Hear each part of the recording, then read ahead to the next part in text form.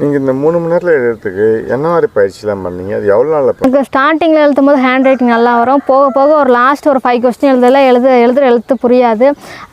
சாருமே teachers feedback கொடுக்கல, லாஸ்ட்டில் என்ன எழுதிருக்கீங்கன்னு புரியலை சரியா அப்படிங்கிற மாதிரி சொன்னாங்க.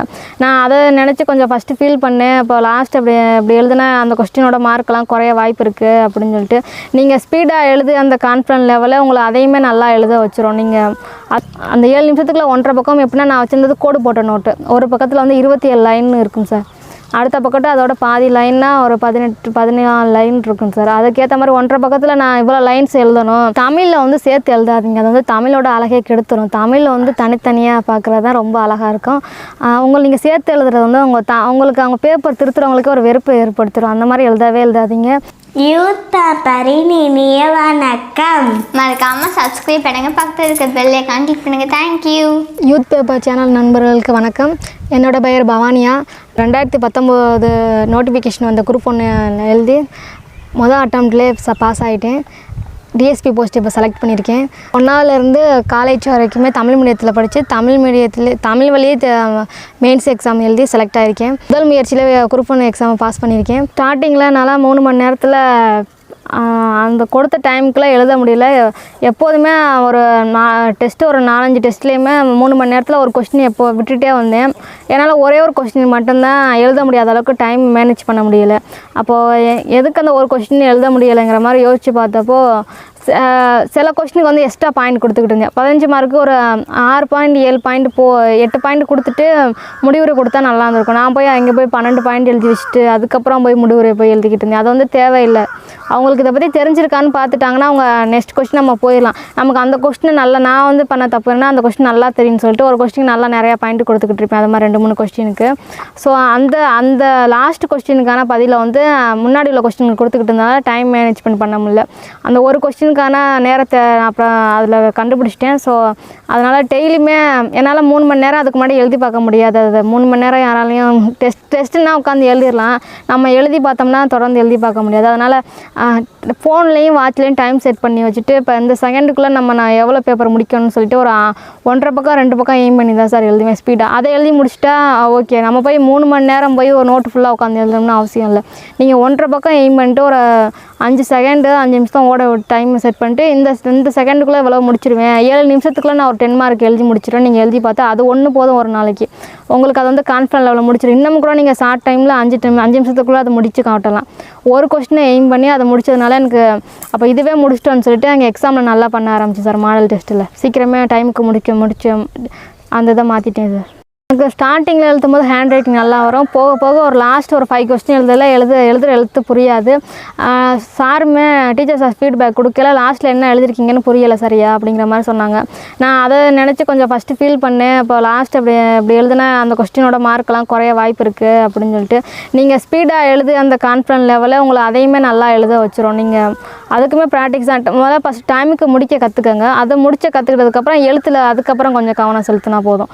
நம்ம அப்போ டைமுக்குள்ளே முடிச்சிடுறோம். அந்த இடத்துல இன்னும் கொஞ்சம் எழுத்து நல்லா ஸ்பீடாகவும் எழுதிக்கிட்டு எழுத்தும் கொஞ்சம் நல்லா வர மாதிரி பார்த்து எழுதிக்கிட்டு அது இன்னும் கொஞ்சம் யூஸ்ஃபுல்லாக இருக்கும். நான் கற்றுக்கிட்டது வந்து தமிழ். நான் கொஞ்சம் அந்த டெஸ்ட்டில் எழுத்து பார்க்குறதுனால சார்ட்டு மேப் போடணும்னு ஆசையாக இருக்கும் அந்த கொஸ்டினுக்கு இடையில. இந்த மாதிரி டைம் மேனேஜ் பண்ண முடியாமல் அந்த மாதிரி படம் அதெல்லாம் வரைகிறதுக்கு ரொம்ப லேட் ஆகும். இப்போது நீங்கள் அதுக்கும் சேர்த்து ப்ராக்டிஸ் பண்ணுற மாதிரி தான் போட்டு டெஸ்ட் எழுதி பார்க்கணும். கொஸ்டினை மட்டும் ஆன்சர் மட்டும் எழுதி பார்க்குறத விட இடையில நீங்கள் சார்ட்டு மேப் போடுறது மாதிரி இருக்கும். அதுக்கேற்ற மாதிரி டைம் மேனேஜ் பண்ணி எழுத கற்றுக்கிட்டா யூஸ்ஃபுல்லாக இருக்கும் சார் டெஸ்ட்லேயே. எழுத்து எனக்கு ஸ்டார்டிங்கில் நல்லா வந்துட்டு லாஸ்ட்டில் போக போக கொஞ்சம் எழுத்து இதாக வந்துருந்தது. சார் ஃபீட்பேக் என்ன கொடுத்தாங்கன்னா, பரவாயில்ல எழுத்து அப்படி தான் போகும் உங்களுக்கு லாஸ்ட்டில் ஒரு 2 கொஸ்டினாவது நம்ம கொஞ்சம் எழுத்து புரியாத மாதிரி தான் எழுதுறது மாதிரி இருக்கும். அதனால் நீங்கள் அதை நினச்செல்லாம் ஃபீல் பண்ண வேணாம். அதில் எப்படி தான் தெரிஞ்சுக்குவாங்க அவங்க. எப்படி தான் அதில் இயர் நல்லா வெளிப்படையாக தெரிஞ்சிடும். ஏதாவது சதவீதம் போட்டிருக்கோம்னா தெரிஞ்சிடும். அவங்க எதோ சொல்ல வந்திருக்காங்க, நல்லா டைம் மேனேஜ் பண்ணுறதுன்னு அண்டர்ஸ்டாண்ட் பண்ணிக்குவாங்க. நீங்கள் ஸ்டார்டிங்கில் இருந்தால் எழுத்தை வந்து புரியாத மாதிரி எழுதக்கூடாது. ஸ்டார்டிங்கில் நம்ம எழுதையில எல்லாருமே ஆர்வமாக நல்லா நிறுத்தி நிதானமாக அதை எழுதுவோம். போக போக அந்த ஸ்பீடும் நமக்கு அது கொஞ்சம் இன்க்ரீஸ் ஆகிறதுனால அப்படி முடிக்கிறதுனால நீங்கள் ஃபீல் பண்ண வேண்டாம். நமக்கு நார்மலாக அது வர ஸ்பீடு தான். அதனால் எதுவும் மாற்றிக்க வேணாம் நீங்கள் அதை பற்றி. நோட்ஸில் வந்து இந்த பேனா சூஸ் பண்ணால் தான் நிறைய பேர் மிஸ்டேக் பண்ணுவாங்க. உங்களுக்கு எந்த பேனா பிடிக்குதோ அந்த பேனாவில் நீங்கள் எழுதுங்க. அது எந்த மாதிரி பேனா வந்தாங்க மற்றவங்க ஃபீட்பேக்கை போய் அதில் கேட்டுக்கு மாற்றிக்கிட்டே இருக்க வேணாம். அப்படி மாற்றுறது உங்களோட அது பலவீனம், உங்களுக்கு அது ஒரு பயத்தை கொடுக்கும். ரெண்டாவது உங்களுக்கு அந்த பேனாவில் எழுதி திருப்தியும் கிடைக்காது. அது உங்கள் ஸ்பீடை வந்து குறைச்சி காட்டும். உங்களுக்குலாம் நிறையா நீங்கள் டைம்குள்ளே கம்ப்ளீட் பண்ணுறவங்களா இருப்பீங்க. உங்களுக்கு அந்த பேனா மேலே மிஸ்டேக்காக இருந்தால் நீங்கள் அதனால எழுத முடியாமல் போகும். அதனால் உங்களுக்கு எந்த பேனா செட் ஆகுறதோ அதில் எழுதுங்க. நான் சாதாரணமாக நார்மலாக உள்ள 5 ரூபா பேனாவில் தான் எழுதினேன். எனக்கு மேலே சொன்னாலுமே ஃப்ரெண்ட்ஸு சில பேர் சொல்லியிருந்தாங்க அந்த பேனா எழுத வேண்டாம், எழுத்து இன்னும் கொஞ்சம் இப்போ ஓல்டாக தெரியாதுங்கிற மாதிரி. நான் அதில் உறுதியாக இருந்தேன், எப்போவும் சேஞ்ச் பண்ண மாட்டேன். நான் இதில் தான் ஸ்பீடாக என்னால் எழுத முடியுது, இதில் தான் எழுதுவேன். பேனா கொஞ்சம் லைட்டாக இருக்க மாதிரி பார்த்துங்க. வெயிட்டாக இருந்தால் அந்த கணம் வந்து உங்கள் கையோட ஸ்பீடை வந்து குறைச்சிரும் சார், ரொம்ப சீக்கிரம் டயர்டாக வைக்கிறோம். அதனால் பேனா லைட்டாக வெயிட்டாக இருந்தால் போதும் சார். அதில் இன்னும் கொஞ்சம் ஸ்பீடாக எழுதலாம் லைட் வெயிட்டாக இருந்தால். நான் தமிழ் எழுதும் போது சில வேர்ட்ஸ் வந்து கம்ப்ளீட் பண்ணியிருக்க மாட்டேன் சார். பயன்படுத்தப்படுகின்றதுன்னா நான் அதோட முடிச்சுட்டு அடுத்த வேர்டு அவசரமாக வேகமாக போய்கிட்டு இருந்தேன். நிறைய ஸ்பெல்லிங் மிஸ்டேக் இப்போ அதெல்லாம் விட்டுக்கிட்டு போனிக்கிட்டு இருந்தேன் சார். அதுக்கு புள்ளி வைக்காமல் விட்டுட்டு போயிருந்தேன். இந்த மாதிரி மிஸ்டேக்கெல்லாம் இருந்தது. சாருமே திரும்ப கொடுக்கையில் தமிழ் கல்ச்சருக்கு மட்டும் நம்ம ஸ்பெல்லிங் மிஸ்டேக் இல்லாமல் பெர்ஃபெக்டாக எழுதுங்க சார். சயின்ஸ் அண்ட் டெக்கில் வந்து சில பேருக்கு இஸ்ரோ, நேட்டோ அந்த மாதிரிலாம் வேர்ட்ஸ் யூஸ் பண்ணுறோம் அப்படின்னு பயம் இருக்கும். அந்த மாதிரி சயின்ஸ் அண்ட் டெக்னாலஜிக்கு மட்டும் இங்கிலீஷ் அந்த மாதிரி வேர்ட்ஸ் யூஸ் பண்ணிக்கலாம் சார். தமிழ் கல்ச்சருக்கு பேப்பர் எழுதும் போது மட்டும் இந்த மாதிரி ஸ்பெல்லிங் மிஸ்டேக் இல்லாமல், இந்த சந்திப்பில்லைன்னு சொல்லுவாங்க, அதெல்லாம் இல்லாமல் எழுதுறது நல்லது சார். எனக்கு அந்த பழக்கம், நான் எழுதும்போது அந்த வேர்ட்ஸ் கம்ப்ளீட் பண்ணாமல் அந்த முழுசாக அந்த பாயிண்ட்ஸை வந்து எழுதாமல் கீழே பதிலுமே ஒரு முழுமையும் இல்லாத ஆன்சர் மாதிரி இருக்கும் சார். பாதியிலே தொக்கி நிற்குதுன்னு சொல்லுவாங்க சார். வேர்ட்ஸ் சென்டென்ஸ் முழுமையாக முடியாமல் அதோட விட்டுட்டு போய்கிட்டு இருந்தேன் சார். அது நீங்கள் எப்படின்னா அதுக்குன்னு பாயிண்ட்டை முழுமையாக எழுதிக்கிட்டு இருக்கக்கூடாது. முழுமையாக எழுதிக்கிட்டு இருந்தால் அதில் டைம் ஆகும். ஒரு கெட்டிங் கீழே நீங்கள் எழுதுறீங்கன்னா ஒரு பாயிண்ட் வந்து அது 1.5 வரியில் இருக்க மாதிரி இல்லை 1 வரியாக இருக்க மாதிரி பார்த்துக்கோங்க. அதுக்கேற்ற மாதிரி உங்களுக்கு அந்த கருத்தை வந்து அந்த 1 வரியில் சொல்ல தெரிஞ்சிருக்கணும். அதுக்கேற்ற மாதிரி பார்த்துக்கோங்க. ஸ்டார்டிங்கில் அந்த மாதிரி பாயிண்ட்ஸை சுருக்கி எழுதுறது வந்து கொஞ்சம் இதாக இருக்கும். போக போக அந்த வந்து ஈஸியாக நம்மளே எழுதிடலாம். நம்ம எவ்வளோ பெரிய கேள்வி கொடுத்தாலும் அதை சுருக்கி ஷார்ட்டாக எப்படி ஆன்சர் பண்ணலாம்னு எழுதிடலாம் சார். நீங்கள் இந்த 3 மணி நேரத்தில் எழுதுறதுக்கு என்ன மாதிரி பயிற்சிலாம் பண்ணீங்க? அது எவ்வளோ நாளில் பண்ணீங்க? மெயின்ஸுக்கு படிக்க ஆரம்பித்து 3 வாரத்தில் நான் டைமுக்குள்ளே எழுத கற்றுக்கிட்டேன் சார். 3 வாரம் என்னால் சரியாக பண்ண முடியல. எப்போதும் ஒரு கொஸ்டினை விட்டுக்கிட்டு இருந்தேன். ஸ்டார்டிங்கில் வந்து மொதல் டெஸ்ட் எழுதும்போது 3 கொஸ்டின்கிட்ட விட்டுட்டு வந்தேன் சார். 250 மார்க்கு 3 கொஸ்டின் என்னால் எழுத முடியல. போக போக 3 வாரத்தில் நான் சேஞ்ச் பண்ணிக்கிட்டேன். அதுக்காக நான் என்ன பண்ணேன்னா டெய்லி 1.5 பக்கம் ஒதுக்கிட்டு 7 நிமிஷத்தில் 1.5 பக்கத்துக்கு எழுதி முடிக்காமல் 1.5 நிமிஷம் அந்த 7 நிமிஷத்துக்குள்ள 1.5 பக்கம் எப்படின்னா நான் வச்சுருந்தது கோடு போட்ட நோட்டு. ஒரு பக்கத்தில் வந்து 27 லைன் இருக்கும் சார். அடுத்த பக்கத்து அதோட பாதி லைன்னா ஒரு 14 லைன் இருக்கும் சார். அதுக்கேற்ற மாதிரி 1.5 பக்கத்தில் நான் இவ்வளோ லைன்ஸ் எழுதணும். நான் இது அங்கே கொடுக்குற பேப்பரை விட இது கொஞ்சம் கூட எழுத்து நான் கூட எழுதியானோ இது கூடவே உள்ளது தான். 7 நிமிஷத்துக்குள்ள இந்த 1.5 பேப்பரை கம்ப்ளீட் பண்ண சொல்லிட்டு எனக்கு நல்லா தெரிஞ்ச கொஸ்டினாக இருக்கும். அதை மட்டும் எழுதி பார்ப்பேன் சார். அந்த நேரத்தில் போய் இல்லைனா புதுசாக படித்து ஒரு கொஸ்டினை நம்ம நல்லா வீக்காக இருப்போம், அந்த கொஸ்டினை படித்து அதை வேகமாக எழுதி பார்ப்பேன் சார் அந்த 1.5 பக்கத்துக்குள்ள.